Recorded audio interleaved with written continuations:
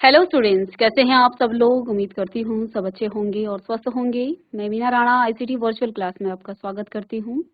Students, हम पढ़ रहे हैं क्लास 6 की हिंदी और यहाँ हम मल्हार बुक से सूरदास जी द्वारा रचित मैया मैं नहीं माखन खायो, श्री कृष्ण माँ यशोदा से कहते हैं कि हे मैया मैंने माखन नहीं खाया है, क्योंकि गोपियां सभी जो हैं यशोदा मैया के पास आती हैं श्री कृष्ण की शिकायत लेके कि तुम्हारा लल्ला श्री कृष्ण जो है हमारे घर में आकर के प्रतिदिन माखन खाता है। अब इस पर जो है यशोदा मैया उन्हें डांटती है, उनसे पूछती है।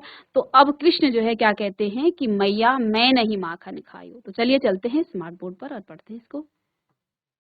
तो यहाँ पर जैसा कि हमने कहा कि सूरदास जी द्वारा रचित ये ये जो कविता लिखी है ये सूरदास जी द्वारा रचित है। श्री कृष्ण और माता यशोदा के बीच की वार्तालाप यहाँ पर हमें इन पंक्तियों के माध्यम से हम इसको पढ़ेंगे कि क्या बात हो रही है माँ यशोदा और श्री कृष्ण के बीच में। ठीक है, जहाँ श्री कृष्ण अपनी नटखट बातों से माता यशोदा को मनाने का प्रयास कर रहे हैं कि उन्होंने माखन नहीं खाया है। श्री कृष्ण कई तर्क देते हैं, जैसे वे सुबह होते ही गौओं के पीछे चले जाते हैं और शाम होते ही घर आते हैं। उनके छोटे छोटे हाथ अथवा बाह में हैं, वे कैसे जो हैं, अब कहते हैं मेरे छोटे छोटे हाथ हैं, मैं कैसे छीको अर्थात दही या मक्खन रखने का बर्तन को जो है प्राप्त कर सकता। कहते हैं मेरे छोटे छोटे हाथ हैं, मैं किस प्रकार से ये जो माखन का बर्तन है इसमें से माखन कैसे ले सकता हूँ। मेरे ये छोटे छोटे हाथ हैं, मैं तो सुबह गायों के साथ चला जाता हूँ और शाम को वापस लौटता हूँ। असल में वे ग्वाल मित्र ही उनके मुंह पर जबरदस्ती माखन लगा देते हैं, जिसके कारण माता यशोदा को यह भ्रम हो जाता है कि कृष्ण ने माखन खाया है। श्री कृष्ण माँ यशोदा को अपनी बातों में लाने के लिए उनकी तरफदारी करते हैं कि वे बहुत भोली हैं, जो किसी की भी बातों में विश्वास कर लेती हैं। जो लाठी और छोटा कंबल माँ यशोदा ने श्री कृष्ण को गो चराने व ठंड से बचने को दिया था, उसे वे वापस करते हुए कहते हैं कि इन्हें वापस ले लो, क्योंकि इनकी वजह से उन्हें वन में गो चराने जाना पड़ता है। सूरदास जी कहते हैं कि ऐसी नटखट बातों को सुनकर यशोदा माँ को कृष्ण पर प्रेम उमड़ पड़ता है और वो कृष्ण को अपने हृदय से लगा लेती है। तो यहाँ आइए इन पंक्तियों को हम पढ़ते हैं। श्री कृष्ण कहते हैं मैया मैं नहीं माखन खायो, भोर भयो गयन के पाछे मदवन मोही पठायो, चार पहर बंसी वट भटक्यो सांझ परे घर आयो, मैं बालक बहियन को छोटो छीको के ही विधि पायो। कहते मैं तो बहुत छोटा सा बालक हूँ। छीको होता है जिसमें माखन रखा जाता है। छी को कह विधि पायो, मैं कैसे पा सकता हूँ, कैसे निकाल सकता हूँ माखन। ग्वाल बाल सब बैर परे हैं, बरबस मुख लिपटायो, तू माता मन की अति भोरी, इनके कहे पति आयो, जिय तेरे कछु भेद उपजी है, जनि पर आयो जायो, येले अपनी लकुटी कमरिया, बहुत ही नाच नचायो, सूरदास तब बहसी जसोदा ले उर कंठ लगायो। अब यहाँ पर एक छोटा सा प्रसंग है जो यशोदा मैया और कृष्ण के बीच में चल रहा है। तो श्री कृष्ण ने माँ यशोदा से क्या कहा, कहा मैया मैं नहीं माखन खायो। ठीक है, कृष्ण कहते हैं कि मैया मैं नहीं माखन खायो, भोर भयो गयन के पाछे मदवन मोह पठायो। अब कृष्ण क्या कहते हैं, मैया माता माखन यानी मक्खन, भोर अर्थात प्रातः या सुबह को हम भोर कहते हैं। भयो यानी कि भोर भयो, भयो अर्थात होने पर, जब सुबह होती है, जब भोर होती है, सुबह भोर होता है सुबह, भयो यानी होने पर, गैयन के पाछे मैं तो सुबह होते ही गायों के पीछे चला जाता हूँ, मधुवन मोहि पठायो, मधुवन होता है ब्रजभूमि के एक वन का नाम है। मैं तो भोर होते ही अर्थात सुबह होते ही मधुवन के वनों में चला जाता हूँ गैयों के साथ। उसके बाद कहते हैं चार पहर बंसीवट, चार पहर बंसीवट, बंसीवट होता है बरगद का वह पेड़ जिसके नीचे श्री कृष्ण जो है बांसुरी बजाते हैं। साँझ कहते हैं चार पहर तो मैं कहाँ पर बंसीवट भटक्यूं, मैं बंसी बरगद का वह पेड़ बंसीवट है, चार पहर तो मैं बंसी बजाता रहता हूँ, साँझ परे घर आयो और शाम को मैं जो हूँ घर आता हूँ। ठीक है, आगे कहते हैं मैं बालक बहियन को छोटू, बहियन यानी हाथ, मेरे छोटे छोटे, मैं छोटा सा बालक हूँ, मेरे हाथ जो है बहुत छोटे छोटे हैं। छीको के ही विधि पायो, छीको कहते हैं किसको, छीको कहा जाता है जिसमें माखन का एक बर्तन होता है, उसको लटकाया जाता है ऊपर, ठीक है, मतलब हाइट में। अब कहते हैं मैं तो बहुत छोटा सा बच्चा हूँ, तो खूंटी आदि में लटकाए जाने वाला एक उपकरण होता है, जैसे जो मटका होता है उसको लटका दिया जाता है, उसमें माखन रखा जाता है। तो कहते हैं मैं तो बहुत छोटा सा बच्चा हूँ।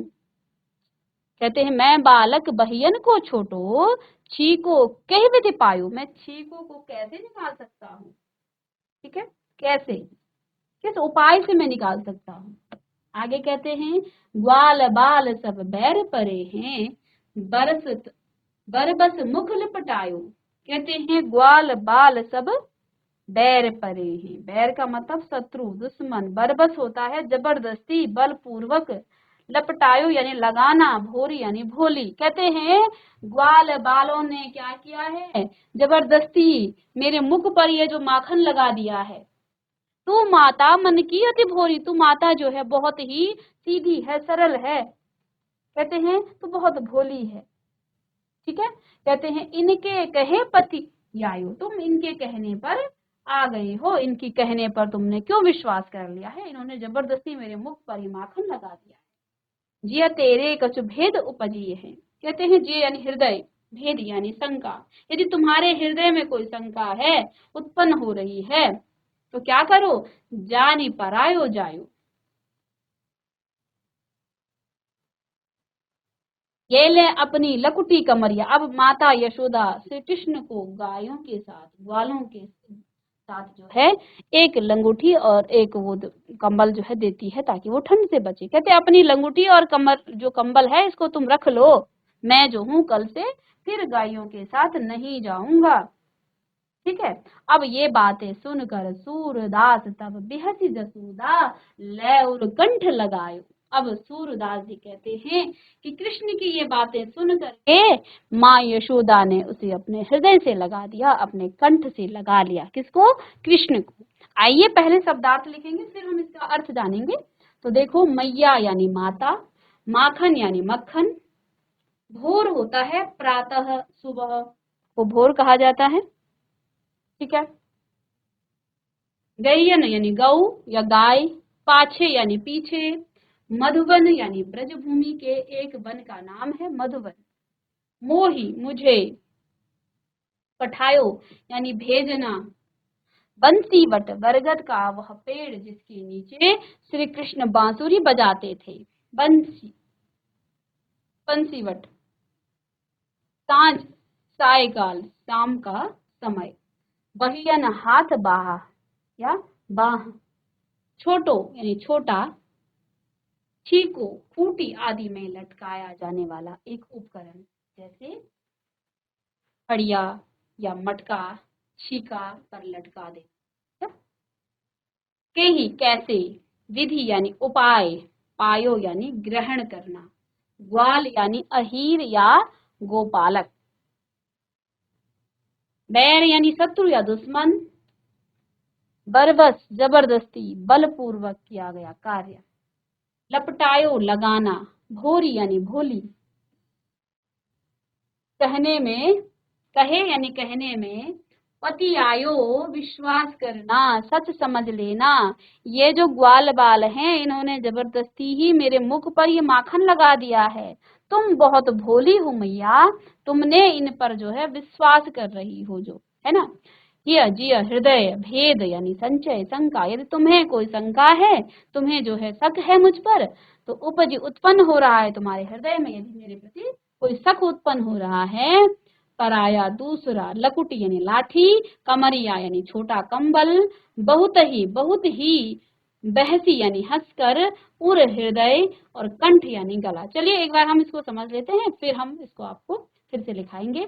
तो यहाँ पर माँ यशोदा और कृष्ण के बीच की वार्तालाप चल रही है।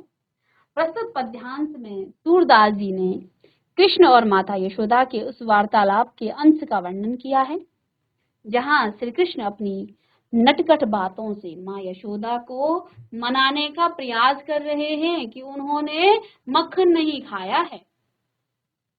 श्री कृष्ण अपने आप को सच्चा बताते हुए माता यशोदा से कहते हैं कि हे माता, मैंने माखन नहीं खाया है।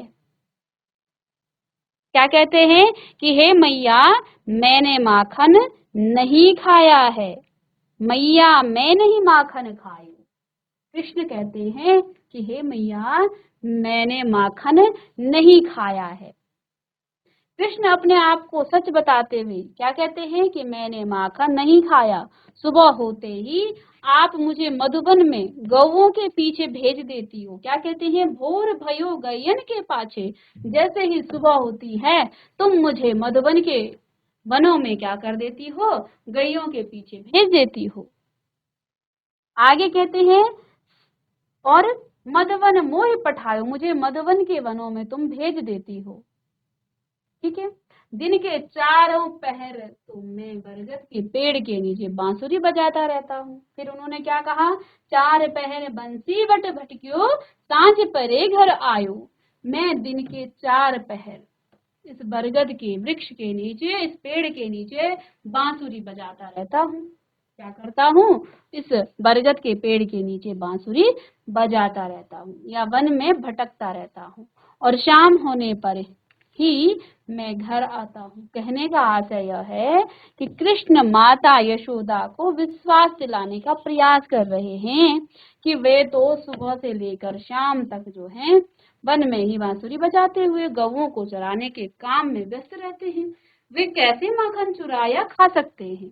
तो अपनी सच्चाई, अपने आप को जो है वो सच साबित कर रहे हैं माँ यशोदा के सम्मुख। कौन, श्री कृष्ण। क्या कहा उन्होंने कि जैसे ही सुबह होती है मैं मधुवन के वनों में भटकता रहता हूँ, गैयों के पीछे तुम मुझे भेज देती हो।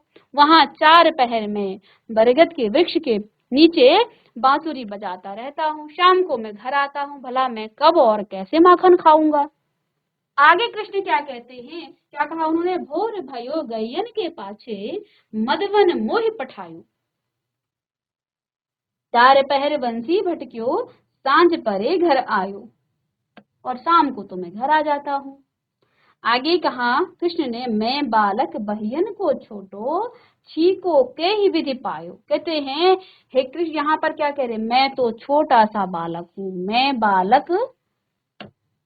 मैं तो छोटा सा बालक हूँ जिसके छोटे छोटे हाथ अथवा बाह हैं, यानी उसकी बाहें वे बहुत छोटी हैं। अब ये जो माखन लटकाया रहता है इसको मैं कैसे निकाल सकता हूँ। मैं किस प्रकार से अपने इन छोटे बाह और हाथों से छीकों अर्थात दही या मक्खन रखने का जो बर्तन है उसको प्राप्त मैं कैसे कर सकता हूँ, वो तो हाइट पे होता है, ऊंचाई पर होता है। ये सभी ग्वाल बाल तो मेरे शत्रु हैं। ठीक है, जो ये मक्खन मेरे मुख पर जबरदस्ती लगा देते हैं। कहने का आशय यह है कि श्री कृष्ण माता यशोदा को विश्वास दिखाते हुए कहते हैं कि वे तो इतने छोटे हैं कि उनकी छोटी छोटी भुजाएं तो दही माखन रखने वाले बर्तन तक भी नहीं पहुंचती हैं। तो कहते हैं मेरे हाथ तो बहुत छोटे हैं, मैं बालक बहियन को छोटो, छीको कहीं भी पायो, ग्वाल बाल सब बैर परे हैं। ये सभी ग्वाल बाल मेरे बैर हैं। बरबस मुख लिपटाइए, मेरे मुख पर जबरदस्ती ये माखन लगा देते हैं। यहाँ पर माता यशोदा को वो विश्वास दिलाना चाहते हैं कि उन्होंने माखन नहीं खाया। तो कहते हैं मैं कैसे माखन खा सकते हैं। आगे कृष्ण अपने ग्वाल मित्रों पर ही आरोप लगा देते हैं कि असल में वे ग्वाल बाल मित्र ही उनके मुख पर जबरदस्ती माखन लगा देते हैं। और कृष्ण तो कहते हैं माता यशोदा को यह भ्रम हो जाता है, जिसके कारण माता को यहाँ भ्रम हो रहा है ना। आगे कहते हैं जिय तेरे, कहते हैं तू माता मन की अति भोरी, इनके कहे पति आयु। जिय तेरे कछु भेद उपजी हैं, जानि परायो जायु। ये ले अपनी लकुटी कमरिया, बहुत ही नाच नचायो। सूरदास तब बहसी जसोदा, ले और कंठ लगायो। कहते हैं माँ तू मन की बहुत भोली है, जो इन सब की बातों में आ जाती है या सबकी बातों पर विश्वास कर लेती है। मुझे लगता है तेरे दिल में जरूर कोई संदेह है, जो मुझे पराया समझकर मुझ पर संदेह कर रही हो। यह अपनी लाठी और कंबल ले लो, इन्होंने मुझे बहुत नाच नचाया है। कहने का आशय यह है कि श्री कृष्ण माँ यशोदा को अपनी बातों में लाने के लिए उनकी तरफदारी करने लगते हैं कि वे बहुत भोली हैं, जो किसी की भी बातों पर विश्वास कर लेती हैं। जो लाठी और छोटा कंबल माँ यशोदा ने कृष्ण को गौ चराने व ठंड से बचाने के लिए दिया है, अब वे उसे वापस करते हुए कहते हैं कि इन्हें वापस ले लो, क्योंकि इनकी वजह से उन्हें वन में गौ चराने जाना पड़ता है। अर्थात कृष्ण माँ यशोदा को चेतावनी दे रहे हैं कि यदि वे उन पर विश्वास नहीं करेंगी तो अब वे गौ चराने भी नहीं जाएंगे। सूरदास जी कहते हैं इन सभी बातों को सुनकर यशोदा माँ हंस जाती है और कृष्ण को अपने हृदय से लगा लेती है। कृष्ण के जो बहाने हैं उनको सुन करके अब वो कृष्ण को अपने हृदय से लगा लेती है। ठीक है, तो बस इतना ही यहाँ पर था। इसके बाद हम कल की क्लास में इसके प्रश्न उत्तर करेंगे और एक बार फिर रिवाइज करेंगे। चलिए, तो बच्चों हमने सूरदास जी द्वारा रचित ये जो पंक्तियां यहाँ पर पढ़ी, मैया मैं नहीं माखन खायूं, जहाँ कृष्ण अपनी सफाई दे रहे हैं माँ यशोदा से कि उन्होंने माखन नहीं चुराया है और अलग अलग बहाने बनाते हैं कि मैं तो सुबह से लेकर शाम तक मधुवन के वनों में गायों को चराने चला जाता हूँ और वहाँ 4 पहर में बरगद के वृक्ष के नीचे बंसी बजाता रहता हूँ। साथ में कहते हैं मेरे हाथ बहुत छोटे हैं और इनसे भला मैं माखन कैसे ले सकता हूँ। और इन्होंने बहाना मारा कि इनके जो ग्वाल बाल मित्र हैं वो इनके शत्रु हैं वास्तव में, जो इनके मुख पर जबरदस्ती ही ये माखन लगा देते हैं और उनको जो है माँ यशोदा से डांट खिलाते हैं। तो अब नेक्स्ट क्लास में हम इसके प्रश्न उत्तर करेंगे। तो मिलते हैं नेक्स्ट लेक्चर में, तब तक के लिए थैंक यू।